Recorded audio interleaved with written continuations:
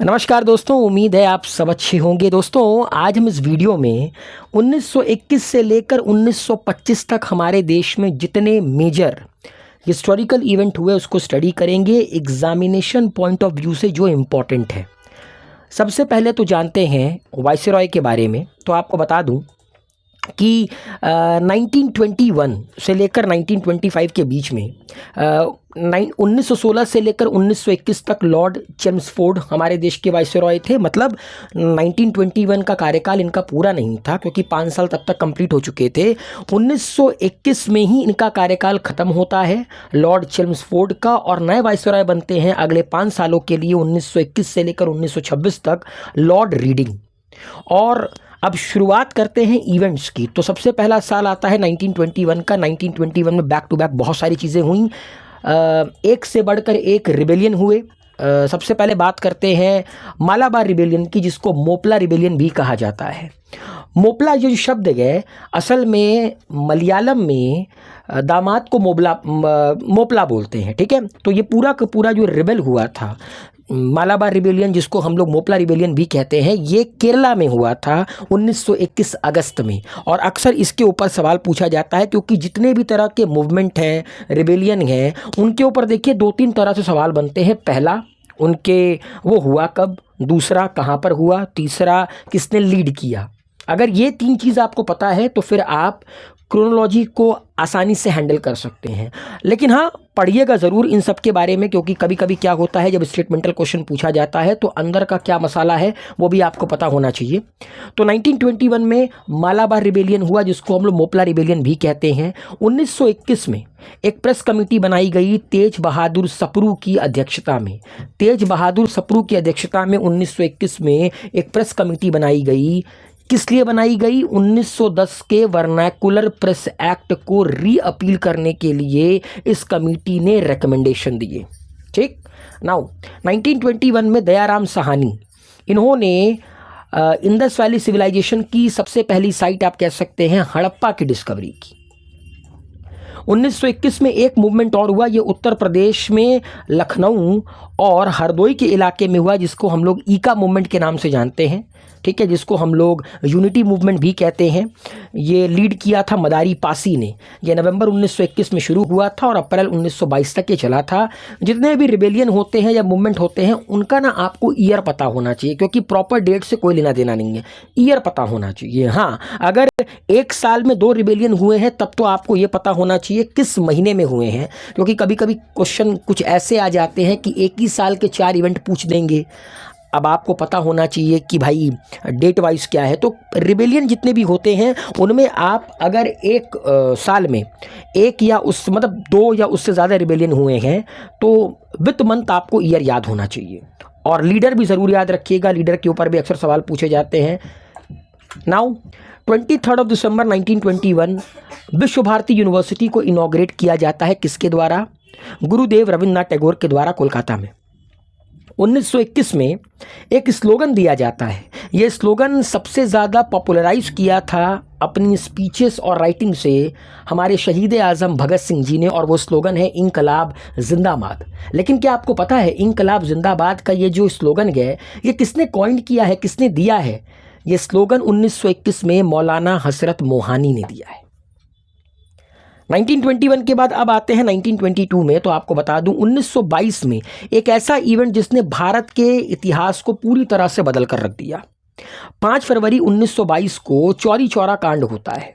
आपको याद होगा 1 अगस्त 1920 को Mohandas Karamchand Gandhi non cooperation movement की शुरुआत करते हैं, ये शर्तों पर कि नॉन कोऑपरेशन मूवमेंट में किसी भी तरह का वायलेंस नहीं होना चाहिए।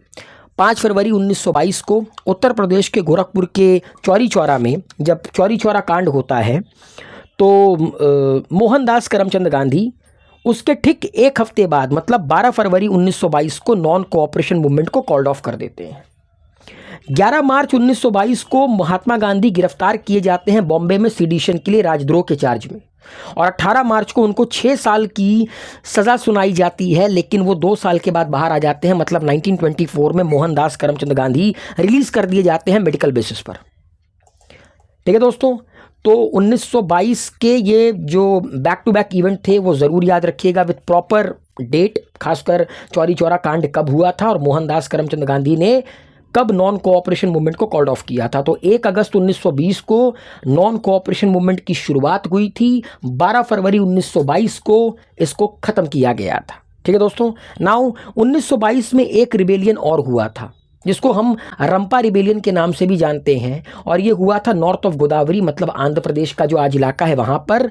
ये एक तरह का पीजेंट मूवमेंट था जिसको लीड किया था अलूरी सीताराम राजू ने, और RRR मूवी इसी के ऊपर बेसिस है। 1922 में मोहनजोदाड़ो की डिस्कवरी किसके द्वारा की जाती है? RD बैनर्जी के द्वारा। ठीक है दोस्तों। तो 1921 में हड़प्पा, 1922 में मोहनजोदाड़ो। नाउ 1923 जब मोहनदास करमचंद गांधी की गिरफ्तारी होती है, उनकी गिरफ्तारी के बाद कांग्रेस फिर से 2 भागों में टूट जाता है, pro changers and no changers. No changers वो थे जिनका मानना था कि भले ही गांधी जी जेल में हैं मगर उनकी विचारधारा अभी भी जिंदा है, हम नॉन कोऑपरेशन को जारी रखेंगे। नो चेंजर्स में डॉक्टर राजेंद्र प्रसाद थे, सरदार वल्लभ भाई पटेल थे। लेकिन जो प्रो चेंजर्स थे उन्होंने कहा नहीं, अब किसी तरह का नॉन कोऑपरेशन नहीं होगा, हम इलेक्शन में पार्टिसिपेट करेंगे, जीत के जाएंगे और अंग्रेज़ों के लिए संसद के अंदर मुसीबत खड़ा करेंगे, डेडलॉक क्रिएट करेंगे। तो फिर कांग्रेस 2 भागों में टूट जाती है। 1922 में खासकर ये होता है गया सेशन में। कमेंट बॉक्स में लिखकर बताइए कि 1922 का जो गया सेशन हुआ था उसमें प्रेसिडेंट कौन था। ठीक है। तो 1 जनवरी 1923 को एक नई पार्टी का निर्माण होता है जिसको हम स्वराज पार्टी के नाम से जानते हैं। ठीक है। जिसके मेंबर थे CR दास, मोतीलाल नेहरू, NC केलकर। ठीक है दोस्तों। नाउ 1923 में इंडियन नेशनल कांग्रेस का जो सेशन होता है वो होता है काकीनाडा में। कहाँ पे होता है? काकीनाडा में, जिसके प्रेसिडेंट थे अबुल कलाम आज़ाद। और यहाँ पर याद रखिएगा ऑल इंडिया खादी बोर्ड का निर्माण किया जाता है। All India khadi board, khadi के कपड़ों को बढ़ावा देने के लिए। 1923 में बैक टू बैक 2 कंस्पिरेसी भी हुई। एक कंस्पिरेसी कहलाती है पेशावर कंस्पिरेसी केस। आपको पता होगा कि रशियन रिवॉल्यूशन तब तक हो चुका था 1923 तक, मतलब पहले हो चुका था, 1923 के पहले हो चुका था। कम्युनिज्म की विचारधारा, सोशलिस्ट आइडियोलॉजी की विचारधारा पूरे के पूरे USSR से लेकर धीरे धीरे भारत के तरफ भी फैल रही थी। और तब आपको पता है तब रशिया नहीं USSR हुआ करता था और इंडिया पाकिस्तान का बंटवारा नहीं था, और प्रॉपर आप कह सकते हैं कि बिल्कुल अगल बगल था, क्योंकि तब अफ़गानिस्तान के भी कुछ हिस्से भारत के हिस्सा थे। अफ़गानिस्तान के ऊपर उज़्बेकिस्तान था जो कि USSR का हिस्सा था। तो पाकिस्तान के पेशावर के जो कुछ मुस्लिम्स हैं उन्होंने कम्युनिस्ट रिवॉल्यूशन जो रशिया में हुआ था उससे वो काफ़ी प्रभावित हुए, और कई सारे मुसलमान पेशावर से जाते हैं मॉस्को। किस लिए? ट्रेनिंग लेने। किसकी? मिलिट्री एंड कम्युनिस्ट रिजीम की ट्रेनिंग लेने। अंग्रेज़ों को ये बात पता लग जाती है, बिकॉज अंग्रेज़ के जासूस तो घूमते रहते थे। जब ये वापस आते हैं तो इनको ये कहकर गिरफ्तार कर लिया जाता है कि ये देश के अंदर डिस्टर्बेंस क्रिएट करेंगे। लेकिन असल में अंग्रेज़ों को ये समझ में आ गया था कि अगर कम्युनिज्म की विचारधारा, क्योंकि एक रिवॉल्यूशन हो चुका था, अगर वो रिवॉल्यूशन भारत में हो गया तो इनको यहाँ से जाना पड़ेगा, तो रिवॉल्यूशन हो इससे पहले ही इनको दबा दो। तो पेशावर कंस्पिरेसी केस में कई सारे लोगों की गिरफ्तारी होती है, कई सारे लोगों को लंबे समय के लिए जेल में डाल दिया जाता है। और 1924 में कंस्पिरेसी केस हुई थी जिसका नाम है कानपुर बोल्शेविक कंस्पिरेसी केस।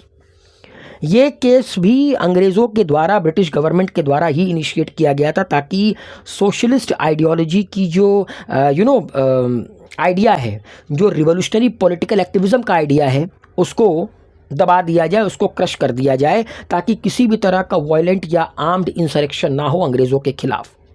ठीक है दोस्तों। नाउ 1924 में एक सत्याग्रह और हुआ था जिसका नाम है वायाकॉम सत्याग्रह।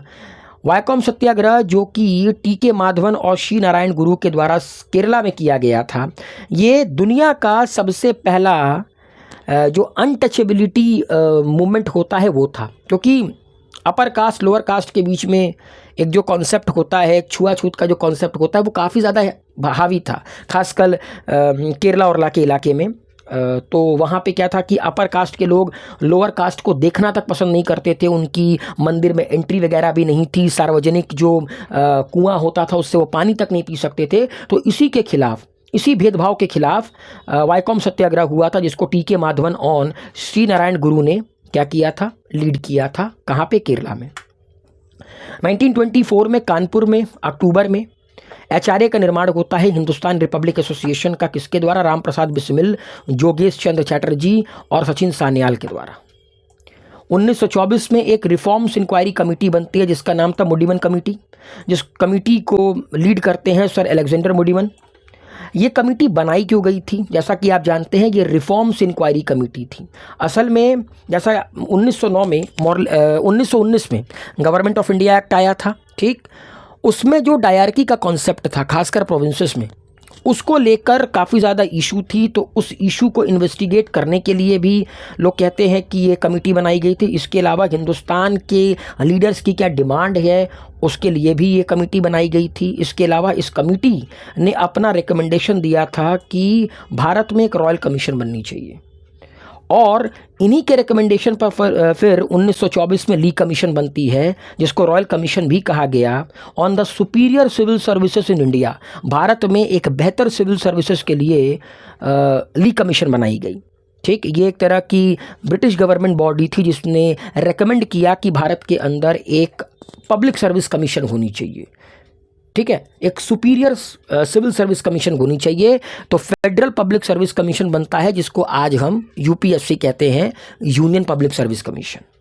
1924 में याद रखिएगा एकमात्र ऐसा सेशन इंडियन नेशनल कांग्रेस का जिसको महात्मा गांधी ने लीड किया था, जिसके महात्मा गांधी प्रेसिडेंट थे, वो था आपका बेलगाम कर्नाटक में, ठीक। और 1924 में मोहम्मद अली जिन्ना ने मुस्लिम लीग को दोबारा से रीऑर्गेनाइज किया था। 30 दिसंबर 1906 मुस्लिम लीग का निर्माण होता है। 1913 में मोहम्मद अली जिन्ना इसको ज्वाइन करते हैं, 1924 में इसको रीऑर्गेनाइज करते हैं। अब बात करते हैं 1925 की। तो 1925 की अगर हम बात करें तो 1925 में भारत में दो बड़ी, आप कह सकते हैं, ऑर्गेनाइजेशन बनी। एक कम्युनिस्ट पार्टी ऑफ इंडिया बनी, कहाँ पर, कानपुर में, 25 दिसंबर को। इसके फाउंडिंग मेंबर थे MN रॉय, अबानी मुखर्जी, मोहम्मद अली, ये कुछ मेंबर थे किसके, कम्युनिस्ट पार्टी ऑफ इंडिया के। और दूसरा RSS का निर्माण होता है, राष्ट्रीय स्वयंसेवक संघ का, 27 सितंबर 1925 को, ठीक है। 1925 में आप जानते हैं काकोरी कंस्पिरेसी केस होता है 9 अगस्त 1925 को। एक ट्रेन जो कि लखनऊ से शाहजहांपुर जा रही थी उसको लूटा जाता है, उसकी आर्मरी को लूटा जाता है। किसके द्वारा, ये पूरी की पूरी जो कंस्पिरेसी है ये तैयार किसने की थी, HRA ने, मतलब हिंदुस्तान रिपब्लिक एसोसिएशन ने। उनके मेंबर थे राम प्रसाद बिस्मिल, अशफाकुल्ला खान, राजेंद्र लाहिरी, रोशन लाल। इनका नाम आता है काकोरी कंस्पिरेसी केस में, इनके ऊपर केस चलता है, इनको सज़ा दी जाती है। तो 9 अगस्त 1925 को काकोरी कंस्पिरेसी केस होता है, ठीक है दोस्तों। 1925 में ही डायरकी को सस्पेंड कर दिया जाता है बंगाल में, और 1925 में सेल्फ रेस्पेक्ट मूवमेंट की शुरुआत की जाती है। किसके द्वारा, EV रामास्वामी के द्वारा, जिनको पेरियार भी कहा जाता था। आप कमेंट बॉक्स में लिखकर ये बताइए कि EV रामास्वामी के द्वारा, जिनको पेरियार भी कहा जाता था, इनके द्वारा जो सेल्फ रेस्पेक्ट मूवमेंट था वो कहाँ पर स्टार्ट किया गया था।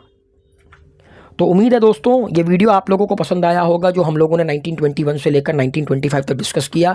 वीडियो को लाइक, शेयर, कमेंट कीजिए, अपना प्यार बनाए रखिए, मस्त रहिए, हेल्दी रहिए, और चैनल को ज़्यादा से ज़्यादा सब्सक्राइब कीजिए।